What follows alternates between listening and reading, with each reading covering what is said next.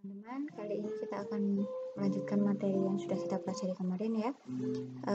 Pada kesempatan kali ini kita akan membahas mengenai barisan dari bilangan real.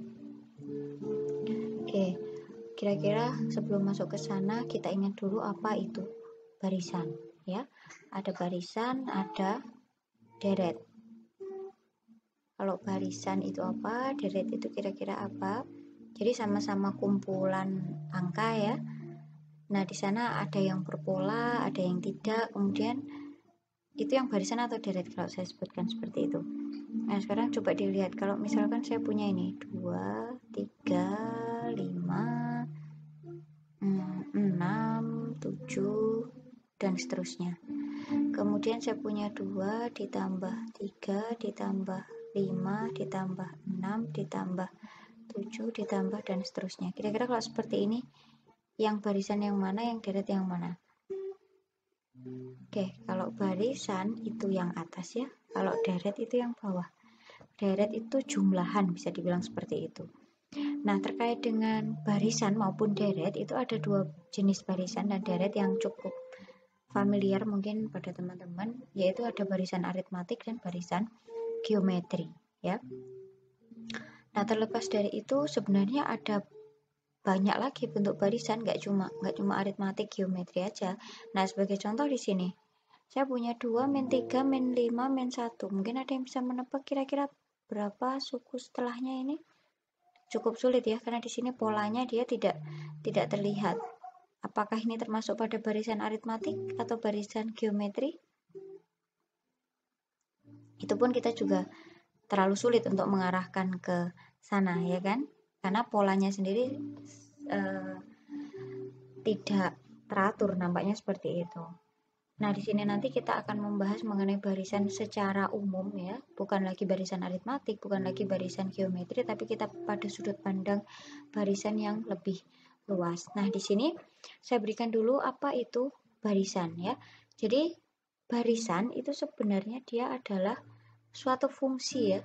Nah, suatu fungsi yang bernilai real dengan domain himpunan bilangan asli ini. Jadi, fungsi misalnya X gitu dari N ke R. Kenapa bisa dari N ke R? Nah, di sini kan X itu dari N ke R begini ya. Di sini ada 1, 2, 3 dan seterusnya. Di sini kalau dibawa ke R barisan itu ada X 1.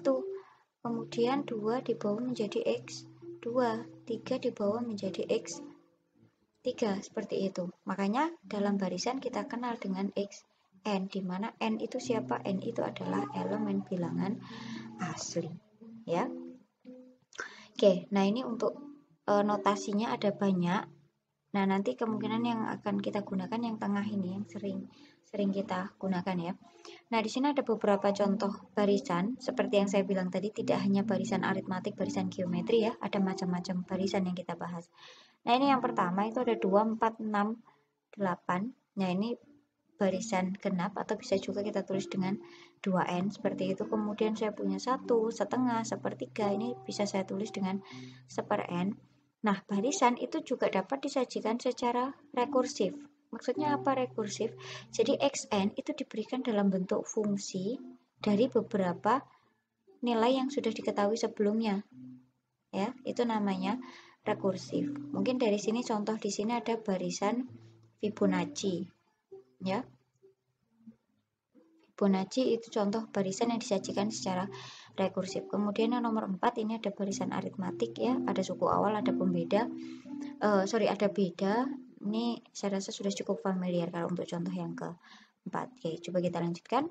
Nah, di sini ada contoh 6.2. Ini diketahui barisannya, kita diminta menentukan formula suku ke N-nya. Kira-kira seperti apa?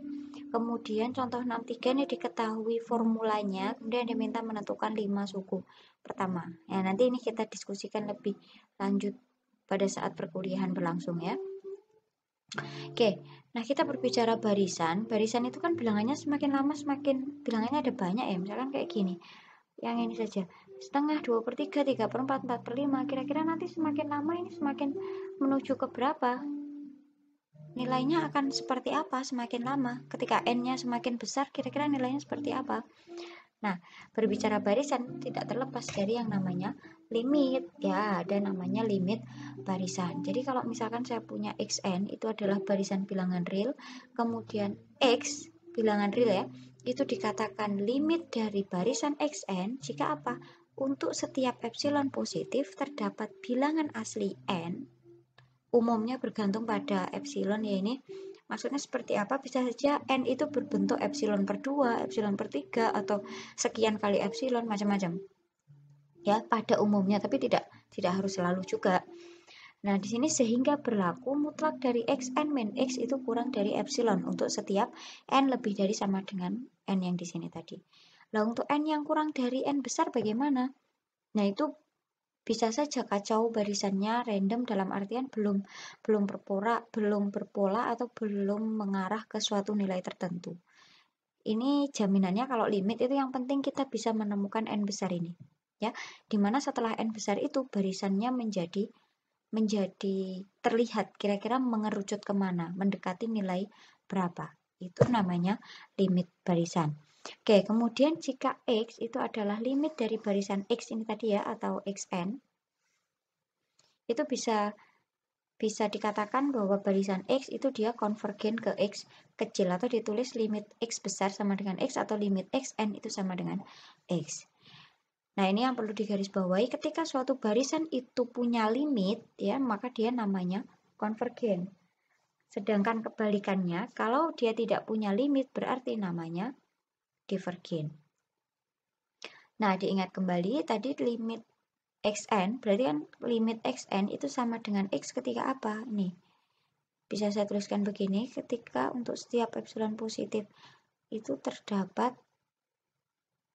n bilangan asli ya, sehingga jarak antara xn dengan x itu kurang dari epsilon untuk setiap n lebih dari sama dengan n besar.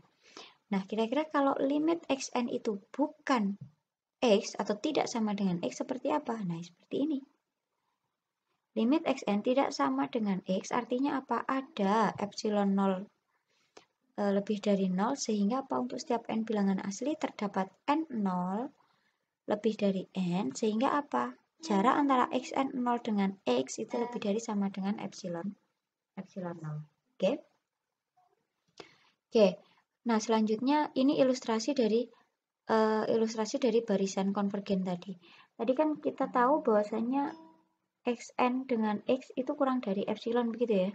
Ini kurang dari epsilon untuk setiap n lebih dari sama dengan n besar. Nah, ini coba kalau saya bongkar harga mutlaknya. Pakai sifat harga mutlak kemarin ya. Berarti di sini lebih dari min epsilon kurang dari epsilon. Kalau saya tanya xn, berarti apa? Xn-nya terletak antara x min epsilon sampai dengan x plus epsilon untuk setiap n lebih dari sama dengan n besar. Artinya apa? Nilai dari xn itu sendiri untuk n yang lebih dari sama dengan n besar itu posisinya berada di dalam kerangkeng ini. Nah, bagaimana untuk n kecil yang kurang dari n besar? Nah, itu macam-macam. Bisa saja x1-nya di sini, x2-nya ternyata di atas, kemudian ada xk misalkan di sini, xk-nya posisinya di sini, dia masih belum teratur. Kuncinya adalah kita bisa menemukan n yang di sini, sehingga apa? Xn setelah ini dia berada di dalam ini, wilayah ini, yaitu mutlak xn min x itu kurang dari epsilon. Jadi kenapa bisa dapat kerangkeng yang seperti ini, itu sebenarnya dari ini tadi. Oke, dari sifat harga mutlak itu sendiri ketika kita bongkar hasilnya seperti itu. Oke, sekarang coba dilanjutkan. Nah, ini kita diminta membuktikan bahwasanya limit dari 1 per n sama dengan 0. Perlu digarisbawahi di sini kita arahnya bukan lagi menghitung limit ya, tapi nilai limitnya itu sudah diketahui dan kita diminta untuk membuktikan bahwa nilai limitnya sekian, seperti itu. Nah, di sini limit limit 1 per n itu sama dengan 0. Ini kalau di logika aja ya, 1 per n itu kan berarti 1 dibagi dengan bilangan yang semakin lama semakin besar. N-nya bilangan asli ya. 1 dibagi dengan bilangan yang semakin lama semakin besar, otomatis kan nilainya semakin mengecil. Semakin lama dia semakin mendekati ke 0. Nah, itu secara intuitif. Oke, sekarang coba kita buktikan secara formal bagaimana buktinya untuk limit dari 1/n itu sama dengan 0. Diingat lagi, kalau tadi kita mau membuktikan, kembali ke definisi limit dari xn ya. Tadi limit dari xn sama dengan x itu apa definisinya? Itu untuk setiap epsilon positif itu terdapat n bilangan asli, sehingga apa, jarak antara xn dengan x itu kurang dari epsilon untuk setiap n lebih dari sama dengan n besar. Nah, sekarang coba kita lihat. Dari sini kita punya apa? Xn-nya adalah 1/n, kemudian x-nya sama dengan 0. Ini ya, ini xn, ini x. Nah, di sini saya mengambil epsilon positif sembarang, maka kita diminta untuk menemukan ini, n besar, sehingga apa? Jarak antara xn dengan x-nya nanti akan kurang dari epsilon. Nah, kita masukkan, berarti di sini ada 1/n, x-nya 0 ya, 1/n min 0 itu hasilnya dia 1/n, mutlak dari 1/n tetap 1/n, kenapa? N-nya bilangan asli, jadi nilainya selalu positif. Nah, dari sini kita punya bentuk terakhir ini, 1/n itu kurang dari epsilon. Sementara tugas kita tadi apa? Kita diminta untuk menemukan n besar. N besarnya kira-kira berapa? Nah, di sini karena kita punya 1/n kurang dari epsilon, berarti saya punya n kecil itu lebih dari 1/epsilon. Jadi untuk n yang lebih dari 1/epsilon nanti akan memenuhi kondisi ini, xn dengan x-nya kurang dari epsilon. Jadi n besar itu cukup diambil sebagai bilangan asli terkecil yang lebih besar dari 1/epsilon, atau ditulis dengan n itu adalah fungsi apa ini? Fungsi Seiling, ya. Seiling. Ada fungsi Seiling. Jadi n besar cukup diambil dari Seiling dari 1/epsilon. Nah, untuk pembuktiannya sebenarnya selesai sampai di sini. Ketika kita cukup menemukan n besarnya, selesai menemukan n besarnya. Tapi beda kasus misalkan kita sampai diminta menentukan n itu nilainya berapa. Kalau n-nya diminta menentukan, biasanya sudah dikasih epsilonnya berapa. Nah, di sini misal dikasih epsilonnya itu 0,013. Coba dimasukkan nanti 1/epsilon atau 1/0,013 itu nilainya berapa? Nah, nanti diambil n-nya itu bilangan asli yang lebih besar dari itu. Nanti monggo silahkan dicek sendiri ya. Oke, selanjutnya di sini sama dengan yang tadi, ini contoh selanjutnya. Limit dari n plus 1 per 3n plus 2 sama dengan 1/3. Berarti di sini xn-nya ya, kemudian di sini x-nya. Nah, ini kalau tadi kan cukup simpel ya, kebetulan x-nya 0, kemudian xn-nya 1/n, ini cukup sederhana. Nah, di sini agak diberikan contoh yang agak bervariasi seperti itu. Nah, ini xn-nya seperti ini, x-nya ini. Berarti kan jarak antara xn dengan x itu bentuknya seperti ini. Nah, ini silahkan dijabarkan. Ternyata setelah diproses ketemu bentuknya seperti ini. 1/3 kali 3n plus 2. Bentuk terakhir tersebut dia kurang dari epsilon. Ya, di sini nanti dia kurang dari epsilon. Ketika ini kurang dari epsilon, tugas kita apa? Sama kayak tadi, mencari n besarnya itu berapa yang harus kita ambil. Berarti kita nyari n kecil itu lebih dari siapa dulu, baru kita ambil lebih dari siapa, ini kita seilingkan. Nah, dari sini diproses, nanti monggo ini silahkan dijabarkan sendiri. Ini sebenarnya pakai sifat distributif ya. 9n plus 6 kali epsilon lebih dari 1. Berarti saya punya n itu lebih dari 1 min 6 epsilon dibagi 9 epsilon. Jadi n besarnya itu diambil seiling dari itu ya, 1 min 6 epsilon per 9 epsilon. Oke, selesai sampai sini buktinya. Nah, ini contoh selanjutnya. Di sini monggo nanti silahkan dicoba sendiri untuk contoh 6.6, yaitu limit dari 3n plus 1 dibagi 2n plus 5 itu sama dengan 3/2. Oke, nah ini ada teorema ya, teorema pertama pada barisan. Jadi ketika suatu barisan real itu konvergen, dia itu limitnya cuma satu, atau nilai limitnya dia tunggal, hanya ada satu limit. Nah, jadi di sini ketika suatu barisan bilangan real itu konvergen ya di sini, maka dia limitnya tunggal. Nah di sini dia pakai kontradiksi ya. Jadi misalkan ada dua limit yang berbeda, katakan ada XA ada XB, dengan XA tidak sama dengan XB. Tidak sama dengan ini menegaskan dia berbeda tadi ya, yang ini menegaskan berbeda. Nah di sini pada pendefinisian limit tadi kan berlaku untuk setiap epsilon positif ya, berarti saya mengambil epsilon positif berapapun itu pasti berlaku, logikanya seperti itu. Nah di sini saya mengambil epsilonnya itu ini sepertiga dari XB mutlak dari XB min XA, pasti positif kan ya, karena di sini harga mutlak pasti nilainya tak negatif, sementara XA tidak sama dengan XB, berarti nilainya pasti lebih dari 0 mutlaknya. Oke, nah tadi karena limit xn itu sama dengan xa, berarti apa? Nah ini saya misalkan n-nya saya kasih notif na gitu, sehingga jarak antara xn dengan xa itu kurang dari epsilon untuk n lebih dari sama dengan na. Kemudian untuk limit xn itu sama dengan xb, berarti terdapat nb, sehingga apa? Jarak antara xn dengan xb kurang dari epsilon untuk n lebih dari sama dengan nb. Oke. Nah, di sini agar dua-duanya berlaku, seperti biasa saya mengambil n besar ini. Siapakah n besar? N besar itu adalah maksimum dari na dan nb. Kenapa saya harus mengambil nilai maksimum? Karena kita mau memakai dua ini. Ya, agar keduanya berlaku berarti saya harus mengambil mana yang lebih besar dari dua itu. Sehingga untuk setiap n lebih dari sama dengan n besar berlaku apa? Jarak antara ini ya, jarak antara XA dengan XB. Nah, ini saya modifikasi sedikit, saya tambahkan dengan sesuatu yang bernilai 0 ya. Berarti saya tidak merubah nilainya. Dia masih tandanya sama dengan di sini min X ditambah X berarti 0 ngasihan. Nah, di sini pakai ketak samaan segitiga, akhirnya muncul tanda kurang dari sama dengan. Nah, tadi kan masing-masing kurang dari epsilon, berarti epsilon tambah epsilon 2 epsilon ya. 2 epsilon, kemudian epsilonnya sendiri tadi apa? Sepertiga kali ini, XB min XA, berarti saya punya ini 2/3 kali XA min XB. Dari bentuk ini akhirnya diperoleh apa ini? XA min XB kurang dari 2/3 XA min XB. Kira-kira apa di sini yang terjadi? Ini suatu pernyataan yang salah. Kenapa? Coba diamati kembali. Sebenarnya dia mirip dengan mengatakan bahwa 1 itu kurang dari 2/3.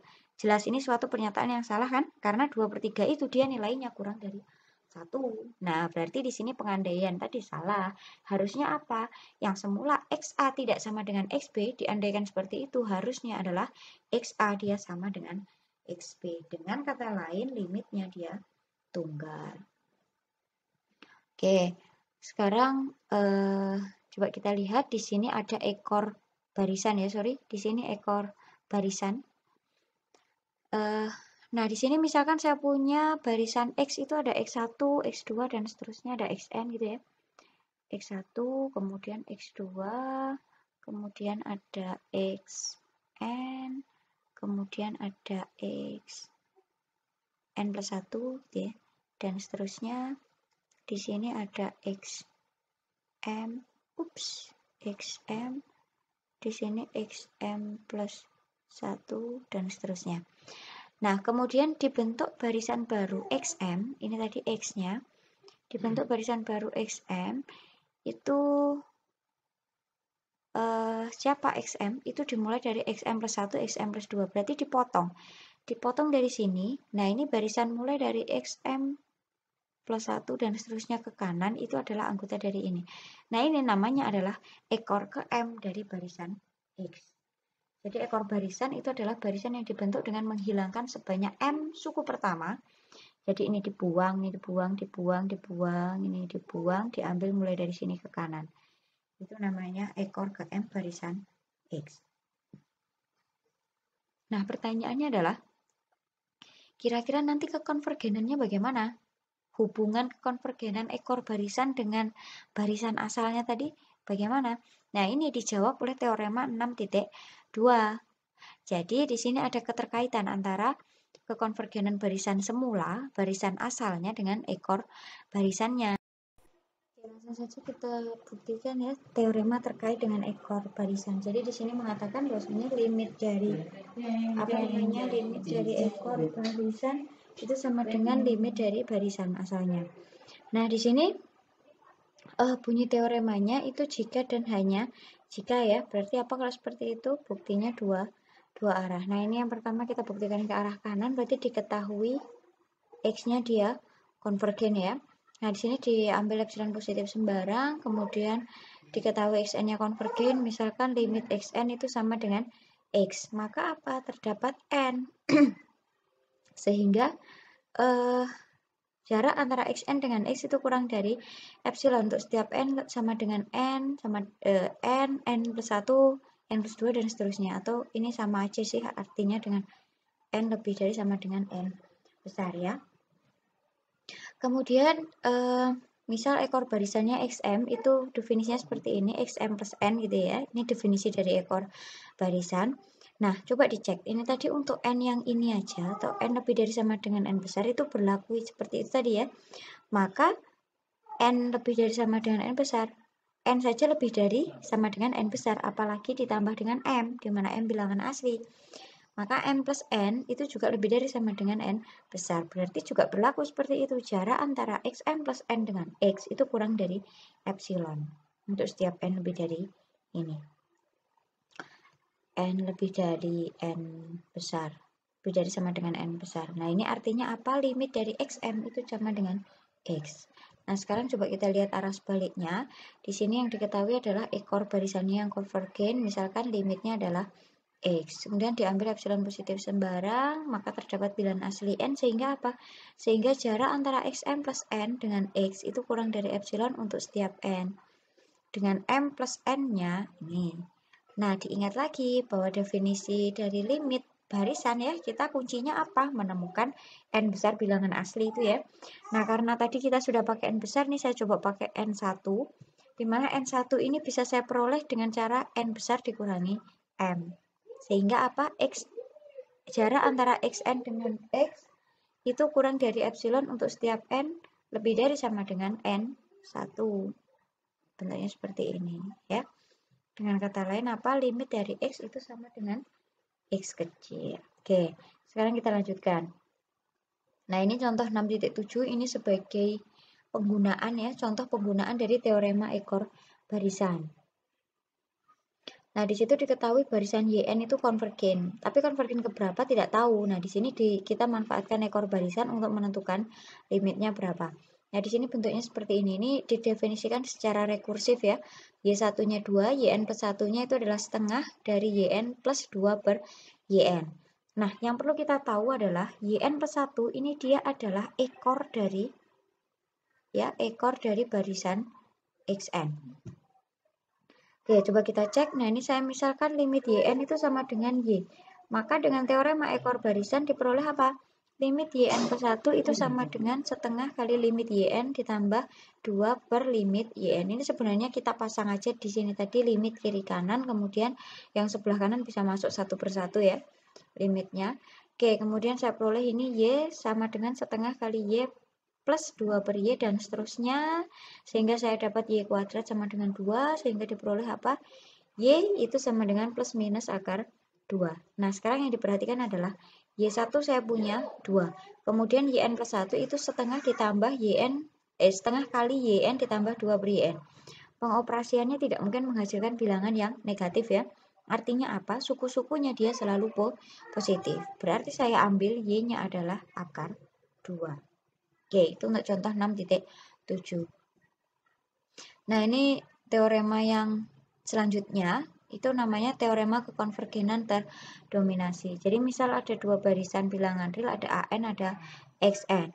Jika C itu positif, kemudian M itu bilangan asli, maka berlaku ini, ya jarak antara XN dengan X itu kurang dari sama dengan C kali mutlak AN untuk setiap N lebih dari sama dengan M, di mana limit AN-nya sendiri sama dengan 0, maka apa? Limit XN dia sama dengan X. Coba sekarang kita buktikan. Nah, di sini diambil epsilon positif sembarang. Karena limit AN itu sama dengan 0, ini ya, limit AN sama dengan 0, maka ada NA, elemen bilangan asli, sehingga apa? Mutlak AN itu kurang dari epsilon per C untuk setiap N lebih dari sama dengan NA. Kira-kira kenapa? Ini kan sebenarnya di sini ada AN,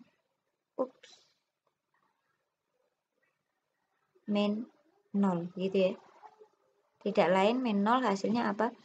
Mutlak AN masih. Nah, kemudian di sini ada NA, kemudian ini tadi berlaku untuk N lebih dari sama dengan M. Agar dua-duanya berlaku, berarti saya ambil N besar itu adalah maksimum dari NA dan M. Sehingga berlaku apa? Xn min X itu kurang dari sama dengan C kali mutlak AN, ini dari yang di atas tadi ya. Kemudian di sini AN tadi kurang dari epsilon per C, berarti hasilnya dia sama dengan epsilon. Berarti apa? Xn min X itu jaraknya kurang dari epsilon. Dengan kata lain apa? Limit Xn dia sama dengan X. Oke, kita lanjutkan. Nah, di sini kita bisa menggunakan teorema kekonvergenan terdominasi untuk membuktikan bahwa limit dari 1 per 1 plus NA itu sama dengan 0, di mana A-nya itu bilangan positif ya. Kemudian N-nya sendiri tetap seperti biasa dia bilangan asli. Oke, di sini saya punya A-nya positif. Berarti apa? Saya punya NA itu juga positif. Kemudian NA itu lebih kecil dari NA plus 1. Coba diperhatikan, NA lebih kecil dari NA plus 1. Berarti kebalikannya bagaimana? Berarti 1 per NA plus 1 itu kurang dari 1 per NA. Karena pembaginya di sini dia lebih besar ya. Pembaginya lebih besar berarti posisinya kebalikannya. Nah, lebih lanjut, tadi kan yang mau kita buktikan adalah limit 1 per 1 plus NA sama dengan 0. Berarti kita buat ini, kita tunjukkan nanti dia kurang dari epsilon. Atau dengan menggunakan teorema kekonvergenan terdominasi, kita diminta menemukan AN-nya berapa, di mana AN-nya nanti harus konvergen ke 0, kemudian C-nya itu berapa. Oke. Nah, di sini hasilnya ini tadi tetap 1 per NA plus 1 ya. Nah, ini karena tadi ini kan kurang dari 1 per NA plus 1 kan kurang dari 1, ini bisa saya tambahkan begini dulu sih, kurang dari 1 per N kali A. Sementara 1 per N kali A itu kan sama artinya dengan 1 per A kali 1 per N. Nah, di sini saya ambil ini sebagai C-nya, AN itu sebagai AN. Apakah memenuhi? Memenuhi. 1 per N tadi konvergen ke 0 ya. Nah, ini dengan mengambil C sama dengan 1 per A, AN-nya sama dengan 1 per N, mengingat limit AN sama dengan 0, maka dengan menggunakan teorema kekonvergenan terdominasi disimpulkan apa? Limit dari 1 per NA plus 1 dia sama dengan 0. Nah, yang di sini contoh 6.9 ini juga masih menggunakan kekonvergenan terdominasi tapi dengan kombinasi ketaksamaan Bernoulli. Nah, coba diperhatikan di sini saya punya B itu positif dan kurang dari 1 ya. Kita diminta membuktikan bahwa limit dari, ini harusnya B pangkat N ya. Limit dari B pangkat N itu sama dengan 0. Nanti coba saya edit dulu PowerPoint-nya. Oke, di sini saya mendefinisikan A itu sebagai 1 min B per B atau 1 per B dikurangi 1. Dia positif ya. Kenapa dari sini? Nanti coba dicek. Nah, dapat ditulis B itu sama dengan 1 per 1 plus A. Nah, dengan menggunakan ketaksamaan Bernoulli diingat kemarin kan berlaku ini 1 plus A pangkat N itu lebih dari sama dengan 1 plus NA. Nah, berarti apa? Di sini kan B-nya tadi 1 per 1 plus A ya. Kalau dilihat ini kan sebenarnya B pangkat N. Ya kan? Nah, di sini B pangkat N itu atau 1 per 1 plus A pangkat N itu kurang dari sama dengan 1 per 1 plus NA. Ini sebagai akibat dari Bernoulli tadi, ketaksamaan Bernoulli. Kemudian ini pakai teorema sebelumnya tadi 1 per 1 plus NA kurang dari 1 per NA. Kemudian ini sama kayak tadi, 1 per NA sendiri itu sama dengan 1 per A kali 1 per N, di mana AN-nya ini saya ambil sebagai C, 1 per N-nya saya ambil sebagai AN, di mana AN-nya dia konvergen ke 0. Nah, berarti dengan menggunakan teorema konvergenan terdominasi, terbukti bahwa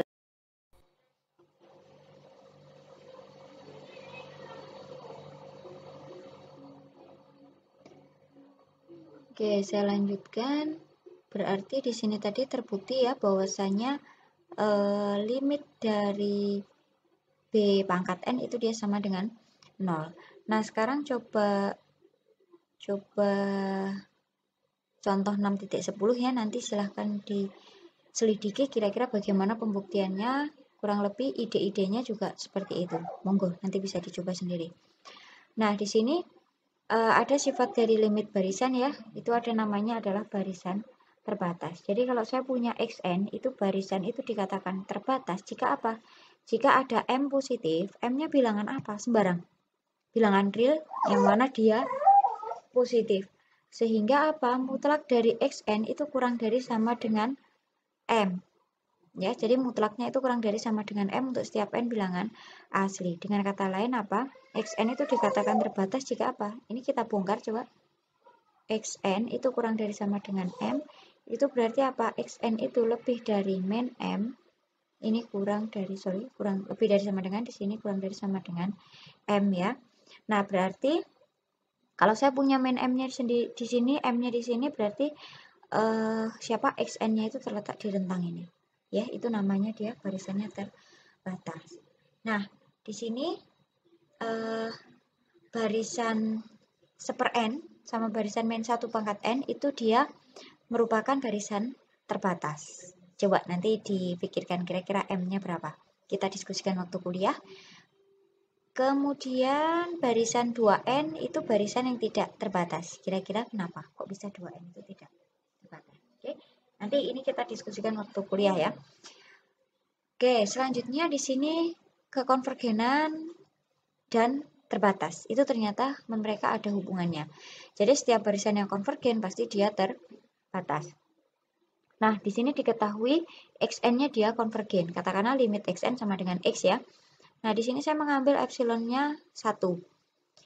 Maka ada n bilangan asli sehingga apa? Xn min x kurang dari epsilon ya, karena epsilonnya 1 berarti kurang dari 1. Untuk setiap n lebih dari sama dengan n besar. Diingat kembali sifat harga mutlak. Dibuka lagi catatannya di awal. Nah, di sini saya punya sifat seperti ini. Mutlak dari mutlak xn min mutlak x itu kurang dari sama dengan mutlak xn min x kurang dari 1. Nah, ini saya ambil yang sini aja. Jadi mutlak dari mutlak xn min mutlak x ini kurang dari 1. Saya ambil yang sini sama sini ya. Kemudian saya bongkar harga mutlaknya. Berarti di sini xn min mutlak x ini kurang dari 1 lebih dari min 1. Kalau saya tanya mutlak xn saja berapa? Berarti di sini lebih dari mutlak x min 1. Ini lebih dari aja ya. Di sini kurang, nggak ada sama dengannya. Ups, sorry.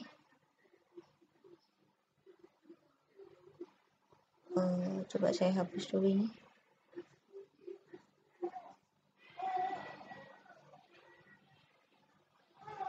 Oke, kita lanjutkan. Berarti di sini mutlak dari x plus 1. Nah, akhirnya saya dapat ini mutlak dari xn kurang dari mutlak x plus 1 atau 1 plus x gitu ya. Untuk setiap n bilangan asli. Nah, selanjutnya saya mengambil m itu adalah maksimum dari ini. Mutlak x1, mutlak x2, dan seterusnya 1 plus mutlak x. Sehingga berlaku mutlak dari xn kurang dari sama dengan n. Nah, di sini misalkan ada pertanyaan gitu ya. Kenapa M-nya harus mengambil itu maksimum dari mutlak x1, mutlak x2, dan seterusnya. Nah, coba dilihat. Ini tadi hanya berlaku untuk yang N lebih dari sama dengan N besar. Bagaimana untuk N yang lebih kecil dari N besar? Ini kira-kira bagaimana? Kita ambil aja nilai mutlaknya masing-masing ya. Jadi di sini dimutlakan satu-satu. Nah, oke. Nah, jadi seperti itu sehingga terjamin bahwasanya untuk setiap xn itu kurang dari sama dengan m. Artinya apa? Jadi barisannya dia terbatas. Oke, jadi setiap barisan yang konvergen pasti dia terbatas. batas. Kira-kira apakah berlaku kebalikannya ya? Kalau setiap yang terbatas apakah dia konvergen? Nah, di sini bisa terlihat di contoh 6.13. Ada barisan min 1 pangkat N ya. Itu jelas barisannya terbatas. Kenapa? Karena nilainya kan cuma min 1, 1, min 1, 1, begitu terus ya. Dia terbatas. Nah, kita lihat apakah barisan itu konvergen. Ternyata sebenarnya barisan itu dia tidak konvergen. Ini kita coba buktikan dengan kontradiksi ya. Andai barisan ini dia konvergen. Misalkan limitnya sama dengan A. Kemudian saya misalkan epsilonnya saya mengambil 1 ya. Nah, berarti apa? Xn min X-nya atau min 1 pangkat N ini dikurangi A itu kurang dari 1. Coba diperhatikan. Ketika N-nya ganjil, min 1 pangkat N nilainya berapa? Min 1 ya. Berarti min 1 pangkat N dikurangi A hasilnya apa? Min 1 min A. Mutlaknya dia kurang dari A. Oh, sorry. Di sini harusnya kurang dari 1 ya? Ya, di sini harusnya kurang dari 1. Di sini juga kurang dari 1. Nanti coba saya benahi di ininya, PowerPoint-nya. Nah, dari sini kenapa bisa dapat itu? Coba kita bongkar. Min 1 min A itu kurang dari 1. Kalau dibongkar min 1 min A itu lebih dari min 1 kurang dari 1. Berarti kalau saya punya min A, berarti di sini berapa? Di sini 0, di sini 2. Atau saya punya kalikan dengan negatif ya, berarti saya punya min 2 kurang dari A kurang dari 0. Baru dapat ini. Nah, yang kedua ini nanti juga sama, monggo silahkan dicek sendiri. Di mana coba kita lihat di sini ada min 2 misalkan, di sini 0, di sini 2. Di satu sisi pada saat N ganjil dia mengatakan A-nya di sini. Di sisi lain pada saat N-nya genap dia mengatakan A-nya di sini. Ini kan suatu hal yang kontradiksi di mana dua ini sama ini dia tidak beririsan sama sekali. Ya, berarti ini ketemu suatu kontradiksi. Berarti pengandaiannya salah, harusnya apa? Xn-nya dia tidak konvergen. Oke? Terima kasih.